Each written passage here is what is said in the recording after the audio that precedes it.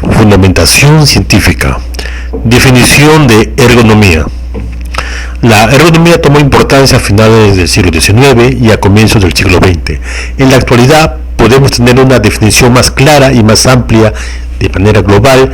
De manera general podemos decir que la ergonomía es la comprensión e interacción entre los seres humanos y los elementos que lo pueden rodear a este ser de punto de vista como una disciplina científica. En el Perú, el Ministerio de Trabajo se define también como la ciencia que está buscando una interacción para optimizar entre el trabajador y la máquina, según su medio ambiente, con el fin de adecuar dichos ambientes para una mejor organización de trabajo y capacidades de los trabajadores. Esto es con el fin de minimizar las fatigas y también el estrés, ya que esto va a incrementar el rendimiento de los trabajadores y la seguridad. Las dimensiones de la variable ergonomía existen tres. La primera es fatiga músculo-esquelético. Es una contracción prolongada e intensa del músculo, ya que este músculo es directamente proporcional a la velocidad de depresión del glucóneo. Por tanto, existe una incapacidad para seguir trabajando con el músculo, ya que no existe una pérdida de aporte de nutrientes como es el oxígeno.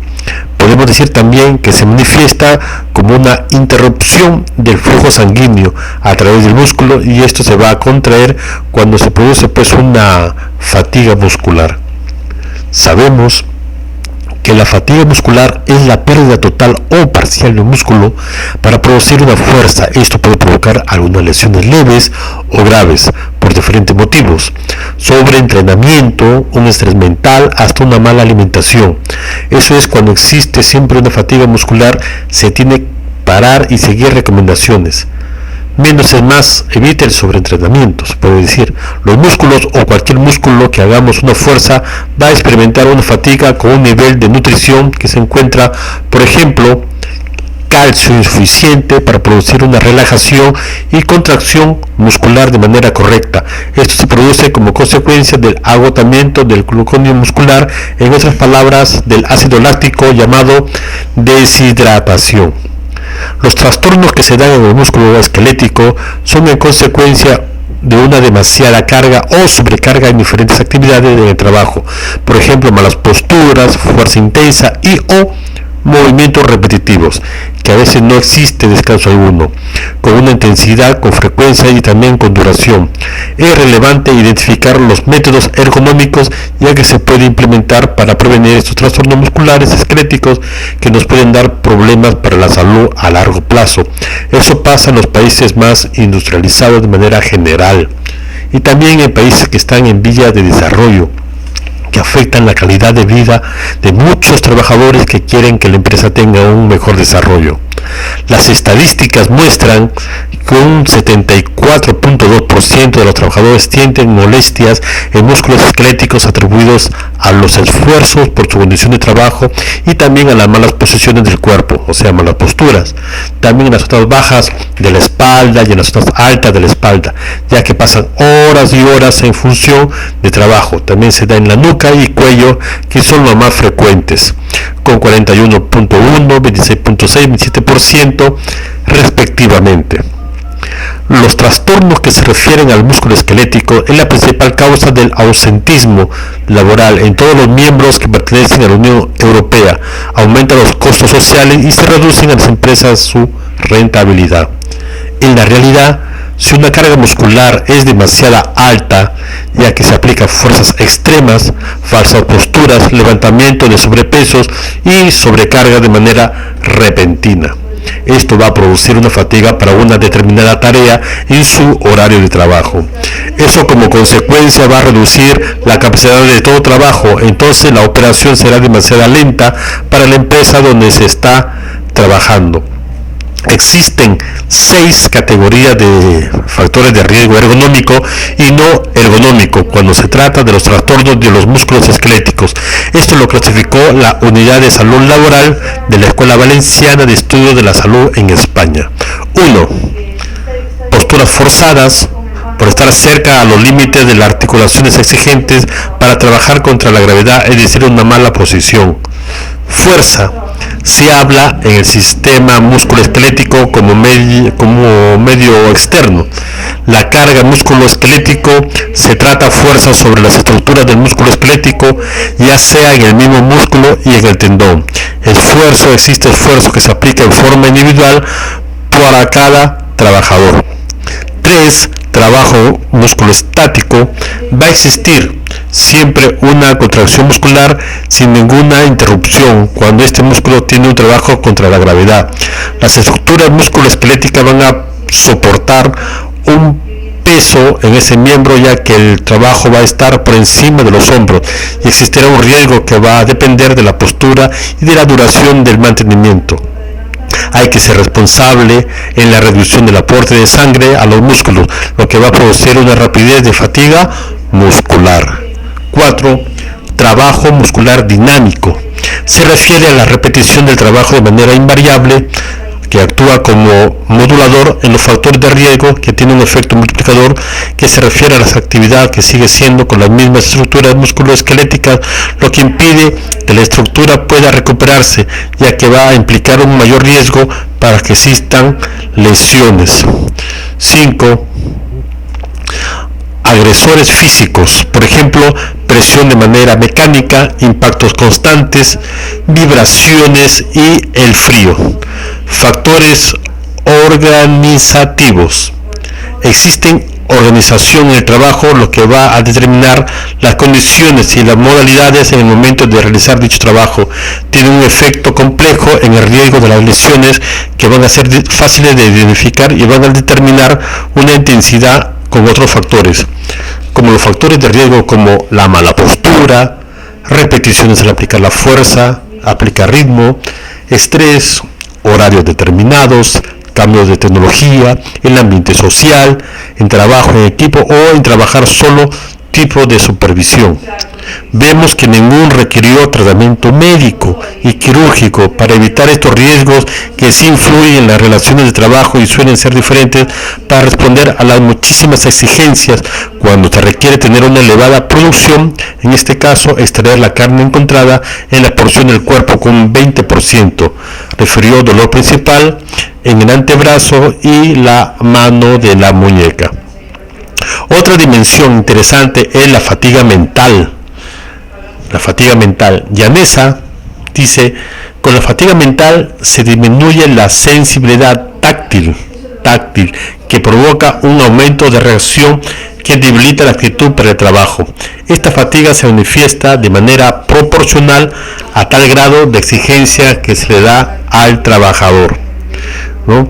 Las prevenciones de la fatiga mental se puede decir dos puntos de vista. Prevenir este tipo de fatiga debe tener muchos cambios de organización y o mejorando las condiciones de trabajo. Se centra en las condiciones ambientales del puesto de trabajo, calidad de aire, calidad de ruido e iluminación. Son elementos que configuran el equipo de puestos de trabajo, herramientas de trabajo, mobiliario útiles que se tratan de la prevención de la carga mental. Documentación, información manejada y todo tipo de soporte, derecho a información. Las exigencias en el tratamiento de la información, por ejemplo, la percepción, memorización, razonamiento lógico, toma de decisiones, solución de problemas, etc. Reformula contenido del puesto de trabajo que se debe dotar de ciertas tareas a desarrollar, mejorando y definiendo de manera flexible las metas y objetivos para el rendimiento en el puesto de trabajo. Así procurar que los plazos y tiempos de ejecución no sean demasiado justos, con un cierto nivel de autonomía para los trabajadores cuando realizan sus tareas, evitando aquellas excesivas simples para los trabajadores. Así evitaremos problemas derivados de las cargas de trabajo. Es importante la organización con los demás compañeros en el horario de trabajo, además de potenciar la variedad de actividades para no llegar al estrés. Si esto no es posible, debe realizarse pausas como objetivo de prevención para que no aparezca la fatiga mental. Pausas, ¿no? Existen otro tipo de prevenciones, es actuando sobre la persona de una manera organizacional para prevenir este tipo de fatiga. Debe ser de manera prioritaria y útil como una estrategia para afrontar la solución al trabajador. Este afrontamiento del trabajador en relación a la fatiga mental consiste en fortalecer una capacidad de resistencia a los factores que se pueden prevenir a cada trabajador. Cualquier empresa que son llamados hábitos saludables, por ejemplo, una alimentación nutricional, dieta adecuada, ya que es muy importante en la prevención de este tipo de fatigas, ya que una dieta inadecuada trae como consecuencia carencia en determinados nutrientes y esto va a favorecer la aparición de una sensación de fatiga, tanto física como mental. Otro tipo es la distribución horaria de las comidas, tener un método de alimento, un tiempo disponible para el desayuno, almuerzo y cena. Debe haber un patrón también de descanso como un término medio que a veces se le llama break.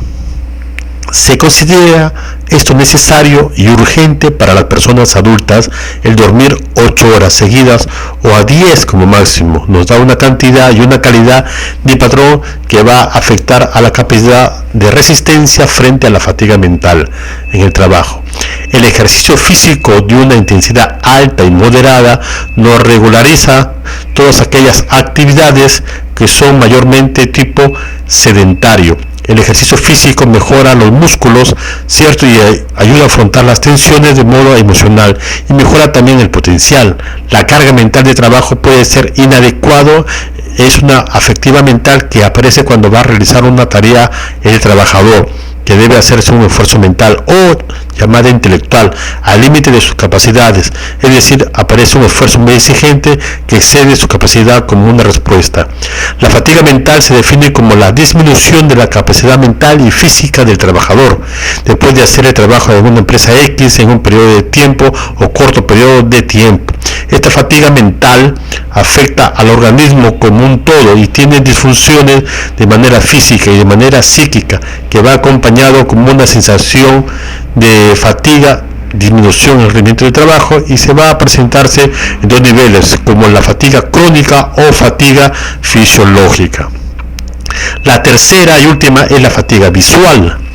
Existe una fatiga visual fundamentalmente como una consecuencia del exceso del uso de la pupila, cuando el ojo se fija sobre una computadora o texto por larguísimos periodos de tiempo. Esto trata de acomodarse según la iluminación en diferentes situaciones del trabajo. Punto de vista ergonómico, dice que las condiciones de adaptación de trabajo, ya sea un vehículo o máquina o computadora, las características físicas también psicológicas que realiza el trabajador o el usuario. El objetivo es evitar patologías oculares y tener una buena salud visual. Ya son muchos los factores que intervienen en la ergonomía visual, como la postura del cuerpo, movimiento erguido, como una correcta altura con lo que se va a ver, según el entorno, ¿no? El horario que llevamos, los descansos que hagamos, el esfuerzo mental y el esfuerzo físico que lo requiera. Lo más importante es la iluminación, la temperatura, el clima que tenga lugar o la tarea que se demande. Aquí vemos dos personas, una manera correcta, otra incorrecta, que puede ocasionar una disfunción o fatiga visual. Factores que pueden ocasionar una disfunción progresiva y como consecuencia veremos las principales. Fatiga visual se refiere a la astenopía, disminución en el rendimiento visual, sobarse los ojos, estrés general. También hay factores psicosociológicos, disminución del rendimiento laboral, aumentar la probabilidad de incidentes y accidentes, baja el rendimiento también laboral, al no poder tener una buena visión, puede traspapelar alguna información física o virtual. La iluminación supone otro punto para tener presente en la disminución y riesgo de las imágenes, evitar errores, evitar accidentes provocados o a veces por la falta de alumbramiento y visibilidad. Cuando se va a realizar una actividad donde se va a requerir esfuerzo visual, debe existir una adecuada iluminación natural. Esta iluminación debe ser potente, que proporciona luz a todo el ambiente. Generalmente está ubicado en la parte izquierda para personas diestras y a la derecha en caso si son zurdos. Esto es con el fin de evitar sombras. La iluminación iluminación que tenga deficiencia puede contribuir a una fatiga visual, dolor de cabeza, trastornos visuales, trastornos oculares. El nivel de iluminación según las características de una capacidad visual es muy fundamental en el trabajo y se necesita sensibilidad al contraste y rapidez en la percepción de la agudeza visual. Ahí vemos una diferencia, correcto.